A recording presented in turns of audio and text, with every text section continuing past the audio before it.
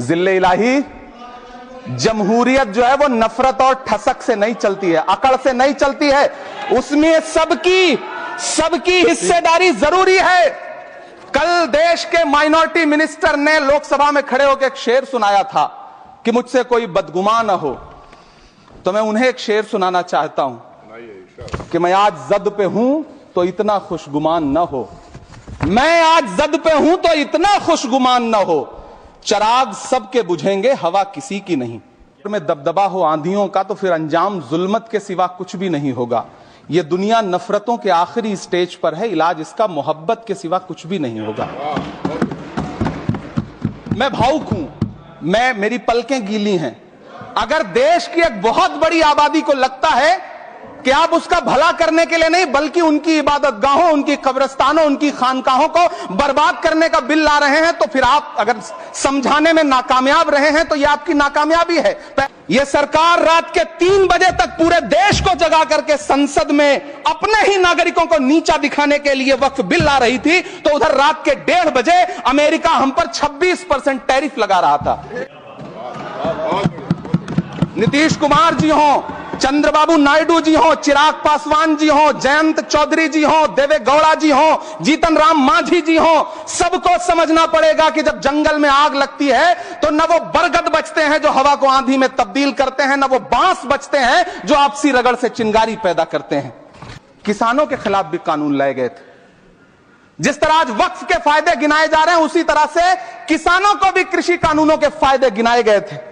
लोगों के नेता यह कह रहे हैं कि यह बिल मुस्लिम महिलाओं को उनका हक दिलाएगा। धन्यवाद मोदी जी, क्या बढ़िया सौगातें मोदी दे रहे हैं आप। पहले हमें गुजराते मोदी दिया, आप सौगातें मोदी दे रहे हैं। मैं इस सदन में अलल ऐलान यह कहता हूं कि जब भी इस देश की जमीन को लहू की जरूरत होगी, आपसे 2 कदम आगे इमरान खड़ा मिलेगा, यह मैं आपसे यकीन दिलाते हुए कह रहा हूं। सभापति महोदय, मैं सरकार से कहना चाहता हूं, हमसे हमारी इबादत गाहें तो मत छीनिए ना, हमारे घरों पे बुलडोजर तो मत चलाइए ना, हमारी कब्रों में तो हमें सुकून से सोने दीजिए ना। सभापति महोदय, हम ही को कातिल कहेगी दुनिया, हमारा ही कत्लेआम होगा, हम ही कुएं खोदते फिरेंगे, हम ही पे पानी हराम होगा। सभापति महोदय, सन 1947 में दिल्ली की जामा मस्जिद की तारीखी सीढ़ियों पर खड़े होकर के भारत रत्न मौलाना अबुल कलाम आजाद साहब ने कहा था कि मुसलमानों कहां जा रहे हो, यह है तुम्हारा मुल्क, यहां तुम्हारे आबाओ अजदाद की कब्रें हैं। उस वक्त मौलाना आजाद की ये सदाएं सुन करके लोगों ने अपने सरों की गठरियां उतार करके रख दी थी। आज उसी दिल्ली में मौजूद देश की संसद में एक बिल आया है जो हमसे उसी जामा मस्जिद की सीढ़ियों के सबूत मांगेगा, जो उन्हीं सीढ़ियों के पास अपनी कब्र में सोए हुए मौलाना आजाद को फिर से कब्र से सदा देनी पड़ेगी कि ये जो कब्र है वो मेरी कब्र है, ये किसी सरकार की जागीर नहीं है। सभापति महोदय, मैं जहां खड़ा हूं इसी संसद भवन के सामने सड़क के उस पार अपनी कब्र में सोए हुए भारत के पूर्व राष्ट्रपति फखरुद्दीन अली अहमद की कब्र है। शायद अब उस कब्र से भी सदाएं आए कि यह कब्र मेरी कब्र है, यह सरकार की जागीर नहीं है। सभापति महोदय, मैं वक्फ कानूनों में किए जा रहे संविधान विरोधी बदलावों के खिलाफ बोलने के लिए खड़ा हुआ हूं। संविधान का आर्टिकल 14 हो, 29 हो, 30 हो, चीख चीख कर कहता है कि देश में सब बराबर के हकदार। आर्टिकल 26 कहता है कि सबको अपने अपने मजहबी कामों के लिए मंदिर, मस्जिद, गिरजाघर, गुरुद्वारों का निर्माण करने का हक है और उसका रखरखाव का भी हक है। लेकिन डॉक्टर बाबा साहब अंबेडकर के संविधान को हर दिन कुचलने वाली यह सरकार देश के मुसलमानों से नफरत में इतनी अंधी हो गई है कि खुलेआम देश की संसद में देश सरकार के माइनॉरिटी मिनिस्टर साहब और होम मिनिस्टर साहब झूठ बोलते हैं और देश को गुमराह करते हैं, झूठ शब्द असत्य बोलते हैं। सरकार ने इस बिल का नाम उम्मीद रखा है। मंत्री जी कल से इसे देश के मुसलमानों के लिए नई उम्मीद बता रहे हैं। नहीं मंत्री जी, न तो यह बिल मुसलमानों के लिए नई उम्मीद है और न ही उम्मीद की नई किरण। सभापति महोदय, भाजपा ने पूरे देश में वक्फ के नाम पर कई सारे झूठ फैलाए हैं।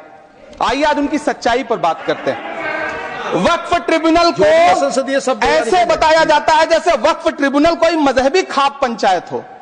सभापति महोदय, जबकि सच्चाई यह है कि वक्फ ट्रिब्यूनल भी तो सरकारी न्यायिक विभाग है, जिसमें सरकार द्वारा नियुक्त जज होते हैं, जिसमें प्रशासनिक अधिकारी होते हैं, कहीं ऊपर से थोड़ी आ गए। सभापति महोदय, देश के गृह मंत्री जी ने इसी सदन में कहा कि वक्फ ट्रिब्यूनल के फैसले के खिलाफ कोई कोर्ट नहीं जा सकता, जबकि सच यह है कि वक्फ एक्ट 1995 की धारा 83(9) के तहत हाई कोर्ट वक्फ ट्रिब्यूनल के फैसले की न सिर्फ समीक्षा कर सकता है बल्कि उसे बदल भी सकता है। सच तो यह है कि वक्फ बोर्ड खुद अपनी जमीनों के लिए कई सारी कोर्ट में मुकदमे लड़ रहा है। सभापति महोदय, दिल्ली की जिन 123 संपत्तियों को लेकर कल माइनॉरिटी मिनिस्टर, होम मिनिस्टर साहब और अभी आदरणीय नेता सदन बात कर रहे थे, आइए उनकी सच्चाइयों पे भी बात करते हैं। 1911 में जब अंग्रेजी हुकूमत ने कोलकाता के बजाय दिल्ली को राजधानी बनाने का फैसला किया, तो रायसीना हिल्स के चारों तरफ जो मुसलमानों की ढेर सारी जमीनें थी उनको एक्वायर किया गया और लुटियन को इसकी तामीर की जिम्मेदारी सौंपी गई। सेंट्रल विस्टा की तरह लुटियन जोन का मेगा प्लान तैयार हुआ, लेकिन उस वक्त के मुसलमानों ने उस वक्त की अंग्रेजी हुकूमत से अपनी इबादत गाहों को बचाने के लिए लड़ाई लड़ी। मामला ब्रिटिश गवर्नमेंट तक पहुंचा। तब यह तय हुआ कि वो जो धार्मिक स्थल हैं उन्हें जस का तस रहने दिया जाएगा। इंडिया गेट के बगल वाली मस्जिद हो जाब्तागंज, सुनहरी बाग मस्जिद हो, पार्लियामेंट रोड वाली मस्जिद हो, ऐसी 123 संपत्तियों के मैनेजमेंट के लिए 1913 में मुसलमान वक्फ वैलिडेशन एक्ट बना और उसके बाद एक नया शहर बसाया गया जिसे लुटियंस जोन का नाम दिया गया। फिर 1943-45 के बीच एक और समझौता हुआ आजादी से पहले, उसके तहत काफी सारी वक्फ जायदादों को सुन्नी मजलिस औकाफ बनाकर उसके अंडर किया गया ताकि उसकी देखरेख की जा सके। गृह मंत्री जी 2 दिन से सदन में जो बात कह रहे हैं वो दरअसल 123 संपत्तियां उसी सुन्नी मजलिस औकाफ के तहत आती है। सभापति महोदय, आजाद भारत आजाद हुआ। आजादी के बाद भारत में 1954 में वक्फ एक्ट लागू हुआ, जिसकी धारा 9 के तहत 1964 में केंद्रीय वक्फ काउंसिल का गठन हुआ। दिल्ली की वही 123 प्रॉपर्टीज को 1970 में सर्वे गजट करके गजट नोटिफाई किया गया। इसके निपटारे के लिए पूर्व प्रधानमंत्री इंदिरा जी के द्वारा 1974 में एक बर्नी कमेटी बनाई गई। बर्नी कमेटी ने 1976 में इन 123 संपत्तियों को दिल्ली वक्फ बोर्ड की संपत्ति होने की रिपोर्ट सौंपी। उस रिपोर्ट के आधार पर 1984 में कांग्रेस सरकार ने उन 123 प्रॉपर्टीज को दिल्ली वक्फ बोर्ड को सौंपने का फैसला किया, जिसके खिलाफ विश्व हिंदू परिषद कोर्ट गई। मामला 2011 तक पेंडिंग रहा। फिर 2011 में कोर्ट ने सरकार को आदेशित किया कि इसका निपटारा करो। तब 2013 में तत्कालीन यूपीए सरकार ने दिल्ली की उन्हीं 123 जायदादों को बर्नी कमेटी की सिफारिशों के मुताबिक वक्फ बोर्ड के हवाले किया। यही वो प्रॉपर्टीज हैं जिनके नाम से गृहमंत्री जी कल से कांग्रेस को कोस रहे हैं। फिर आई 2014 में भाजपा की सरकार, जो तब से इन जमीनों को हड़पने की साजिश कर रही है। जिस बिल को मुसलमानों के हुकूक की हिफाजत करने वाला बिल बताया जा रहा है, उसी को पेश करने के लिए और उस पर बात करने के लिए लोकसभा में भाजपा सरकार के पास एक भी मुस्लिम सांसद नहीं है। जिस वक्त, मैं लोकसभा कह रहा हूं, सुना करिए, जिस वक्फ बिल को मुस्लिम महिलाओं को हक दिलाने वाला बताया जा रहा है, उसे संसद में पेश करने वाली पार्टी के पास न तो राज्यसभा में, न लोकसभा में, न देश की किसी विधानसभा में एक भी मुस्लिम महिला सदस्य नहीं। कल किरण रिजिजू जी कह रहे थे कि रेलवे की जमीनें देश की जमीनें हैं, डिफेंस की जमीनें देश की जमीनें हैं। हां मंत्री जी, हैं, बिल्कुल हैं। ये जो वक्फ की जमीनें हैं, ये हमारे पुरखों ने धार्मिक कामों के लिए डोनेट किया है, तो हम भी तो इसी देश के नागरिक हैं, हम भी तो इसी देश के बेटे हैं, तो वक्फ की जमीनें भी तो इसी देश की जमीनें हैं। उनको पराया क्यों बोलते हैं आप? सभापति महोदय, अशफाकुल्लाह खान जब फैजाबाद की जेल में फांसी के फंदे पर झूल रहे थे, तो इसी देश की जमीन के लिए झूल रहे थे ना। सभापति महोदय, अंडमान की जेल में काला पानी की सजा काटकर अपनी जान देने वाले मौलाना फजले हक खैराबादी हो या शेर खान अफरीदी हो, वो भी तो इसी जमीन के लिए अपनी जान दे रहे थे ना। सभापति महोदय, पाकिस्तान के खिलाफ लड़ते हुए अपनी जान देने वाले महावीर चक्र विजेता ब्रिगेडियर उस्मान हो या पाकिस्तान के पैटर्न टैंक उड़ाने वाला परमवीर चक्र विजेता वीर अब्दुल हमीद हो, वो भी तो इसी जमीन के लिए अपनी जान दे रहा था ना।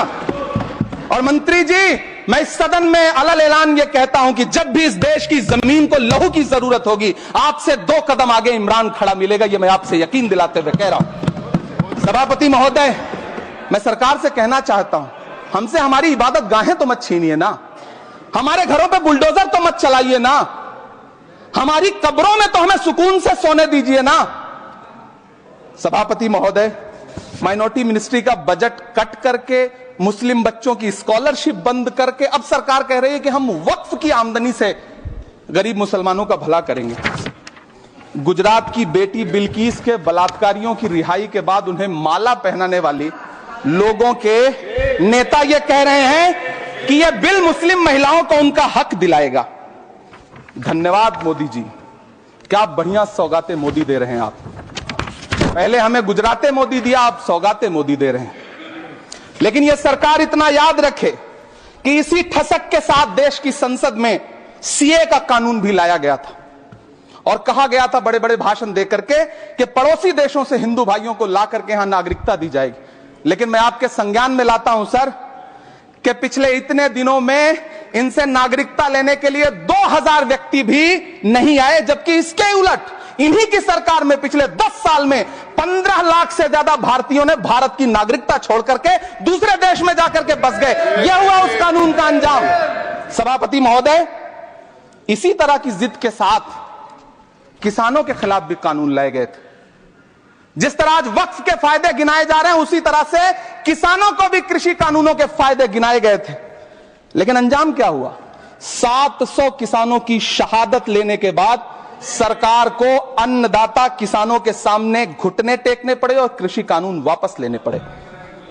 जिल्ले इलाही, जमहूरियत जो है वो नफरत और ठसक से नहीं चलती है, अकड़ से नहीं चलती है, उसमें सबकी हिस्सेदारी जरूरी है। कल देश के माइनॉरिटी मिनिस्टर ने लोकसभा में खड़े होकर एक शेर सुनाया था कि मुझसे कोई बदगुमान न हो, तो मैं उन्हें एक शेर सुनाना चाहता हूं कि मैं आज जद पे हूं तो इतना खुशगुमान न हो, मैं आज जद पे हूं तो इतना खुशगुमान न हो, चिराग सबके बुझेंगे हवा किसी की नहीं। नीतीश कुमार जी हो, चंद्रबाबू नायडू जी हो, चिराग पासवान जी हो, जयंत चौधरी जी हो, देवे गौड़ा जी हो, जीतन राम मांझी जी हो, सबको समझना पड़ेगा कि जब जंगल में आग लगती है तो न वो बरगद बचते हैं जो हवा को आंधी में तब्दील करते हैं, न वो बांस बचते हैं जो आपसी रगड़ से चिंगारी पैदा करते हैं।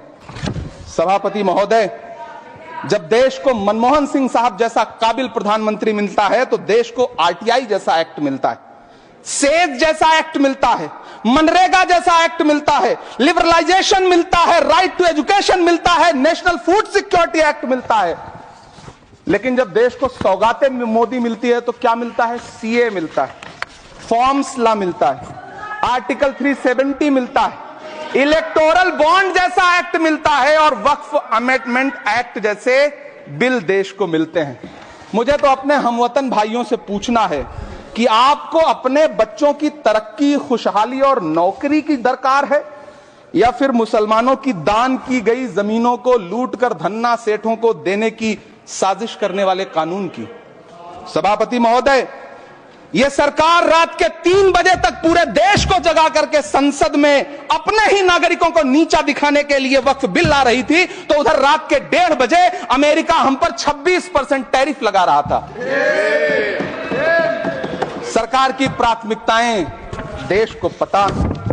सभापति महोदय, मैं बहुत भावुक हूं आज और मुझे अच्छा लगा कि आदरणीय नेता सदन जगत प्रकाश नड्डा जी ने बहुत अच्छी बातें भी की, मन से बातें की। क्योंकि उनके नाम में प्रकाश जुड़ा है तो मैं उनमें हमेशा एक रोशनी की किरण देखता हूं। मैं उनके सामने बहुत अदब से यह बात कहना चाहता हूं कि चिरागों के सफर में दबदबा हो आंधियों का तो फिर अंजाम जुल्मत के सिवा कुछ भी नहीं होगा। यह दुनिया नफरतों के आखिरी स्टेज पर है, इलाज इसका मोहब्बत के सिवा कुछ भी नहीं होगा। मैं भावुक हूं, मेरी पलकें गीली हैं।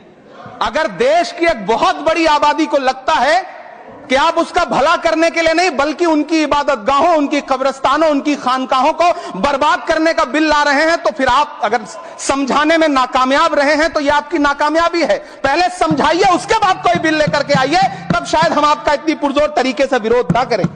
लेकिन सभापति महोदय, मैं अंत में सिर्फ इतना कहना चाहता हूं कि इस बिल में जो भी पॉइंट्स दिए गए हैं, बॉम्सी पोर्टल देख लीजिए, सरकार का झूठ आपको पकड़ में आ जाएगा। हम डरे नहीं हैं, हम सिर्फ सरकार से अपील कर रहे हैं कि हमें अपना समझिए, हम आपके अपने हैं, इस देश के नागरिक हैं और आप ताकत में हैं। संख्या बल के आधार पर बिल हो सकता है आप पास करा ले, लेकिन आपको यह बात समझनी पड़ेगी कि हम तो वो तारीख हैं, जहनों में रहना है जिसे, कागजी पुर्जे नहीं जो फाड़ डाले जाएंगे। जिस जमीन पर मैं खड़ा हूं यह मेरी पहचान है। आप आंधी हैं तो क्या मुझको उड़ा ले जाएंगे? आपको यह बात समझनी पड़ेगी। आपको अगर इतना विपक्ष की तरफ से पहले जेपीसी में इतने सारे पॉइंट्स आए और उसके बाद कल से लोकसभा में और राज्यसभा में सुझाव आप सुनने को तैयार नहीं है, लोगों की शंका को दूर करने के बारे में आप बिल्कुल सोच नहीं रहे, बस आप कह रहे हैं यह बिल उम्मीद की नई किरण है। नहीं साहब, इसे भले किरण जी लेके आए हैं, लेकिन ये उम्मीद की नहीं बल्कि नाउम्मीदी की किरण है। और इस देश की एक बहुत बड़ी आबादी इस बात से खदशे में है, शक में है कि आप सीधे उनकी जमीनों को लूट करके धन्ना सेठों को बेचना चाहते हैं। मेरी अब भी आपसे अपील है कि इस बिल को वापस लीजिए। यह बिल कहीं से आपके अपने नागरिकों के लिए अच्छा नहीं है। यह बिल सिर्फ इस देश के मुसलमानों को नीचा दिखाने का और अपने एक ऐसे मतदाता वर्ग को खुश करने का बिल है जिनको इस बिल के पास हो जाने से कुछ मिलेगा भी नहीं, लेकिन आप एक नैरेटिव देना चाहते हैं, एक मैसेज देना चाहते हैं। मेरी आपसे अपील है कि कृपया ये जो सबका साथ सबका विकास का नारा है, इस नारे को रत्ती भर तो चरित्रार्थ कर दीजिए। बहुत बहुत धन्यवाद। खबरों में बने रहने के लिए फोरम 4 को सब्सक्राइब करें और नोटिफिकेशन पाने के लिए बेल आइकन दबाएं।